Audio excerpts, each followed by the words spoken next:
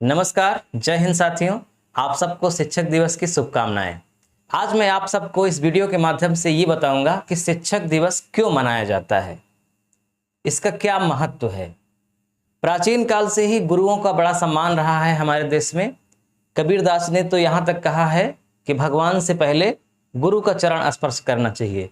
चरण स्पर्श करने का अभिप्राय यहाँ सम्मान से है, मतलब भगवान को आप बाद में याद करिए, गुरु को पहले याद करिए, क्योंकि गुरु ही वो है जो आपको ईश्वर तक पहुंचा सकता है।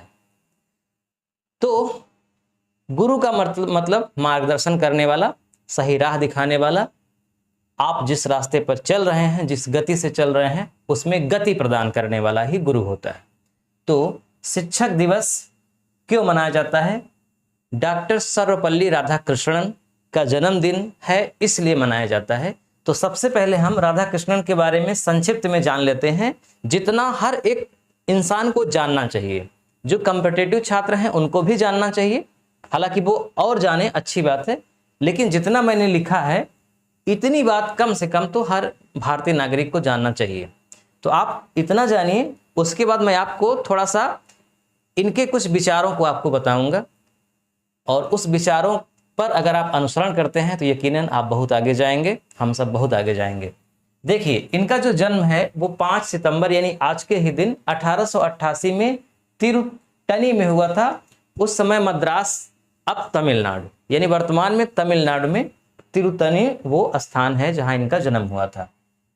इनका जन्म एक गरीब ब्राह्मण परिवार में हुआ था, लेकिन वो परिवार विद्वान था, यानी कि पढ़े लिखे परिवार से ये बिलोंग करते थे। इनकी जो मृत्यु है वो 17 अप्रैल 1975 में हुई और चेन्नई में हुई। ठीक, तो ये भी आप ध्यान रखिएगा, यानी इनकी पूर्ण तिथि 17 अप्रैल को है।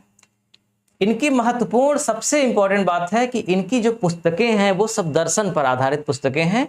तो बहुत पुस्तकें इन्होंने लिखी थी, कुछ पुस्तकों का संकलन हमने किया है, इतना जानना चाहिए हर व्यक्ति को। इंडियन फिलॉसफी, भारतीय दर्शन शास्त्र पर एक किताब है इनकी। हिंदू व्यू ऑफ लाइफ पर है। रिलीजन कल्चर है एक किताब। East and west in religion, यानी कि पूर्वी और पश्चिमी में धर्म का क्या महत्व है, किस प्रकार का है, इस किताब में लिखा गया है। और द एथिक्स ऑफ वेदांत, यानी वेदों का नीतिशास्त्र पर एक किताब है। इसके अलावा भी रविन्द्रनाथ टैगोर का दर्शन शास्त्र पर इन्होंने किताब लिखा है।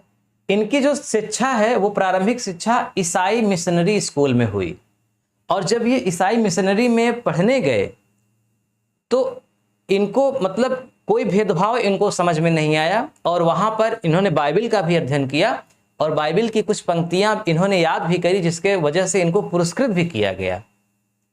तो इनका जो माइंड है वो बचपन से ही विस्तृत हो गया, यानी हिंदू धर्म ग्रंथों का तो अध्ययन किया ही बचपन में अपने माता पिता से, साथ में ईसाइयों के धर्म ग्रंथों का अध्ययन किया, इसके अलावा और धर्म ग्रंथों का अध्ययन किया, जिसके कारण बचपन से ही इनकी जो बुद्धि है वो खुल गई, एकांगी नहीं हुई, एक तरफ नहीं गई।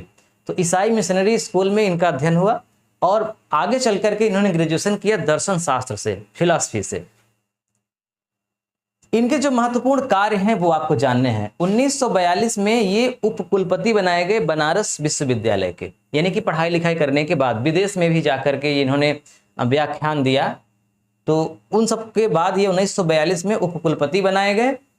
फिर उसके बाद ये राजदूत भी बनाए गए थे रूस के, उस समय सोवियत संघ नाम हुआ करता था। तो रूस के राजदूत थे विजय लक्ष्मी पंडित के बाद 1949 से 1952 तक, ये डेट आप याद रखिएगा कि 1949 से 1952 तक ये राजदूत भी रहे। फिर 1952 से 62 तक उपराष्ट्रपति, यानी कि 2 बार भारत के उपराष्ट्रपति रहे। ये भारत के पहले उपराष्ट्रपति थे, तो ये भी महत्वपूर्ण है। उसके अलावा 1967 में ये भारत के दूसरे राष्ट्रपति बने, यानी भारत के पहले उपराष्ट्रपति और भारत के दूसरे राष्ट्रपति डॉक्टर सर्वपल्ली राधाकृष्णन बने। 1954 में इनको भारत रत्न पुरस्कार मिला। भारत रत्न भारत का सबसे बड़ा पुरस्कार होता है, और पहला पुरस्कार जब शुरुआत हुई तो पहला पुरस्कार डॉक्टर सर्वपल्ली राधाकृष्णन को ही मिला। इनके साथ 2 लोगों को और मिला था। 1975 में टेम्पलेटन फाउंडेशन से यह सम्मानित किया गया।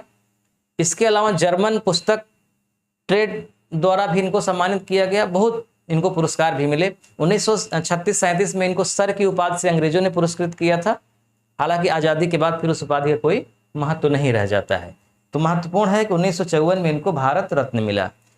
तो कहने का मतलब कि बचपन से लेकर के इनकी जो रुचि थी वो अध्ययन में ज़्यादा थी। ये वो बहुत विद्वान, पढ़ लिख कर बहुत विद्वान हुए। इन्होंने जो कार्य किया, इनके कार्य के बदौलत इनके ही जन्मदिन के उपलक्ष्य में भारत सरकार हर वर्ष शिक्षक दिवस के रूप में मनाती है।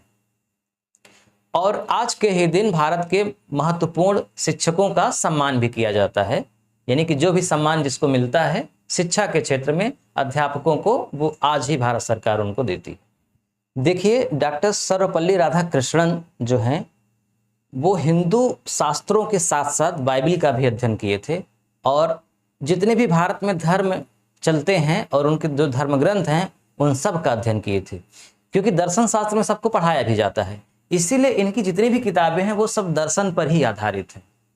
इनकी जीवनी जब आप पढ़ेंगे तो इनकी जीवनी से एक ही निष्कर्ष आप निकाल पाएंगे, वो ये है कि ज्ञान कहीं से भी मिले उसे बटोर लो, कोई अच्छी शिक्षा कहीं से मिले उसे चुरा लो।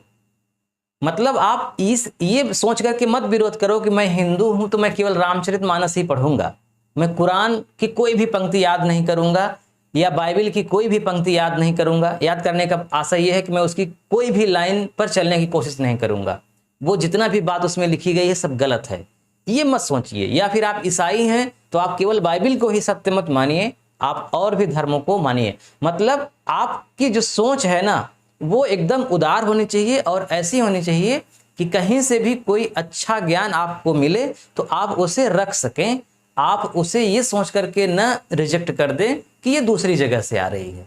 ये सबसे बड़ी इनकी शिक्षा है। इन्हीं की बातों से प्रभावित होकर के हमने रामचरितमानस तो खूब पढ़ा ही, क्योंकि पिताजी हमारे बचपन से ही हमको खूब पढ़ाते थे, क्योंकि वो बिना रामचरितमानस पढ़े, नहाने के बाद बिना रामचरितमानस पढ़े कभी खाना नहीं खाते थे। तो उनको देख करके मैंने पढ़ा, पूरा पढ़ा, कई बार पढ़ा, सुंदरकांड तो एकदम रटा हुआ है। उसके बाद जैसे जैसे मतलब मैं बड़ा हुआ तो धर्म के प्रति जो मतलब मेरी जिज्ञासा थी वो और बढ़ने लगी। तो मैंने मुस्लिम धर्म का अध्ययन किया, अच्छे से अध्ययन किया, बाइबिल का अध्ययन किया, यानी क्रिश्चियन धर्म का अध्ययन किया। बाइबिल मैंने स्पेशल पढ़ा। बाइबिल में जितनी किताबें हैं, ओल्ड टेस्टामेंट, न्यू टेस्टामेंट, पूरा हमने कई बार पढ़ा है।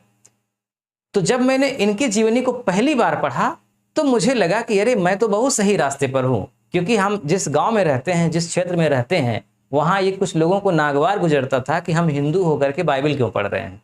इसका बहुत विवाद भी हुआ था। तो जब मैंने इतने बड़े इंसान को देखा कि अरे नहीं, मैं बिल्कुल सही रास्ते पर हूँ, तब मैं फिर उसमें और आगे बढ़ने की कोशिश किया और आज मैं आपके सामने यहाँ पर हूँ। हालांकि मैं पूरी बात आपको कभी बताऊंगा विस्तार से, लेकिन मैं आज आपको एक बात बताना चाहता हूँ। आप किसी भी धर्म को मानते हैं, आप किसी दूसरे धर्म से घृणा मत करिएगा। अगर घृणा करेंगे तो उसकी कोई भी अच्छी बात आप नहीं ले पाएंगे और आप पीछे रह जाएंगे। बाइबिल की एक पंक्ति है, मुझे लगता है कि उस पंक्ति को हर युवा को अपने दिल में बसा के रखना चाहिए। वो पंक्ति मैं आपको आज सुनाता हूँ, जिस पंक्ति ने मुझे अभी यहाँ तक पहुँचाया है, मेरे पाँव को इधर उधर डगमगाने नहीं दिया, वो आपको भी डगमगाने नहीं देगा। युवाओं को समर्पित है। खूब मन लगा के गहराई से, दिल से इसे सुनिएगा और इस पर चलने की कोशिश करिएगा। बेशक आप किसी धर्म के हों, लेकिन ज्ञान ज्ञान होता है।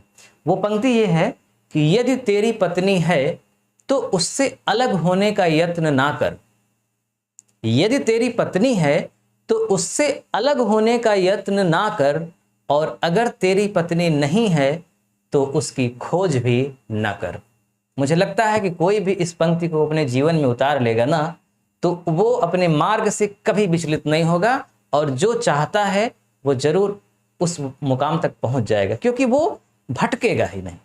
तो अगर आप भटक सकते हैं, भटकने की गुंजाइश है, तो हमेशा इस बात को ध्यान में रखिएगा कि अगर शादी हुई है तो वही हमारी सब कुछ है, शादी नहीं हुई है तो वो कहाँ है, कौन है, इससे हमसे कोई मतलब नहीं। ठीक है, तो आज इस शिक्षक दिवस के अवसर पर एक बार फिर से आप सबको शिक्षक दिवस की शुभकामनाएं देता हूं और आप सबसे आग्रह करता हूं कि डॉक्टर सर्वपल्ली राधाकृष्णन के ही पद चिन्हों पर आप भी चलें, हम भी चलें और समाज को चलने के लिए प्रेरित करें। बहुत बहुत धन्यवाद वीडियो देखने के लिए।